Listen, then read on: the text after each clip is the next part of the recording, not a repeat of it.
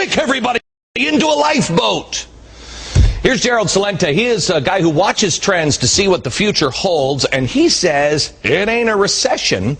How are you, sir? Great. It is good to see you. I found you, a friend emailed some of the stuff that you've written a couple of weeks ago. Started reading some of the stuff, and you may be spookier than me.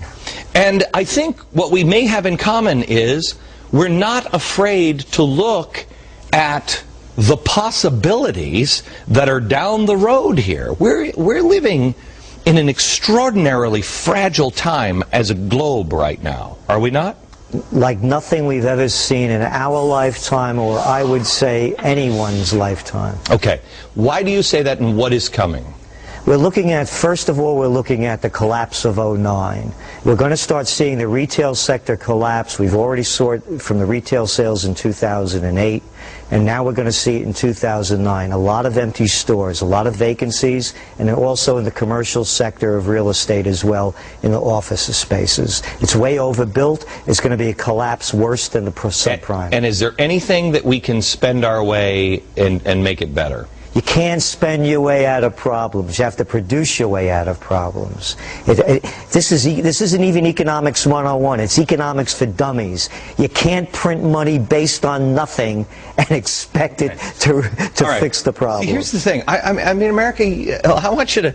Can we put the clock up on the screen here? Can we put the little clock? I had this clock made. We're just going to spend $15 million a second for the rest of the show. At the end of today's program, we're going to see how much we've spent. How close can we get? $15 million every second. Start the clock. Look at those millions go.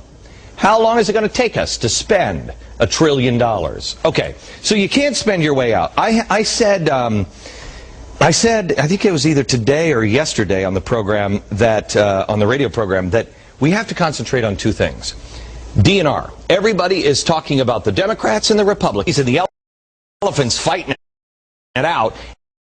It's a cake and circus game.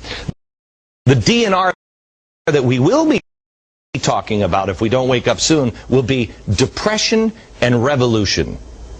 That's right on the money. If you follow the leaders, you're going to fail. We're going into this, you better learn how to fight for your survival in intelligent ways. We're going into the greatest depression. It's going to be worse than the '29 depression and the '30s depression. Why? Back then, most people didn't own homes. There was no such thing as a home equity loan. Back then, people didn't have credit cards. There weren't $14 trillion in debt. Back then, we had trade surpluses. We had budget surpluses. And that's when they talk about the 1930s and using this as a model.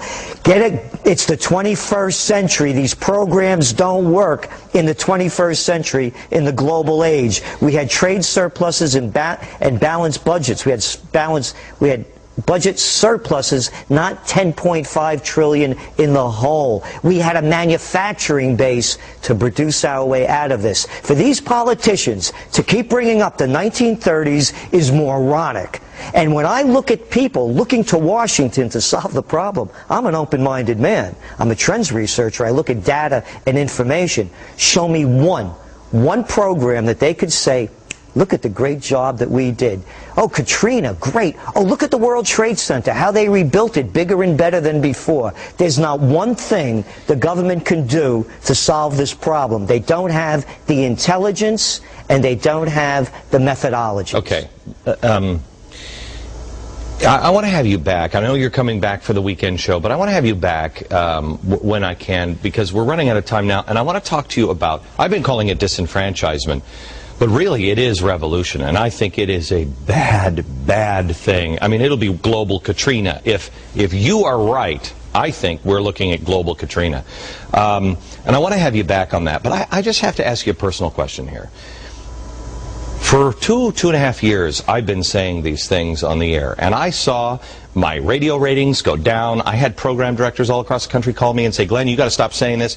And I made the decision that the truth, I can't tell you anything that I don't believe.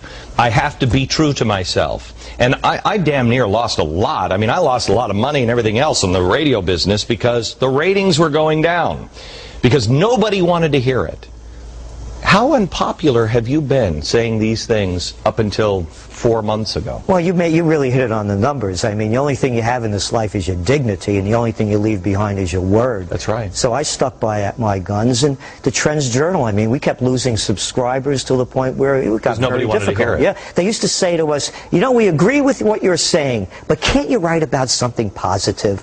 Yeah, it's like a ship going down and saying, oh, doesn't the band sound great? Right. Well, it is positive if you know what's coming, because then you can prepare for it. But people are afraid of the truth. Okay, good. We'll have you back, sir. Thank you. Thank you. Thank you for saying what you actually believe.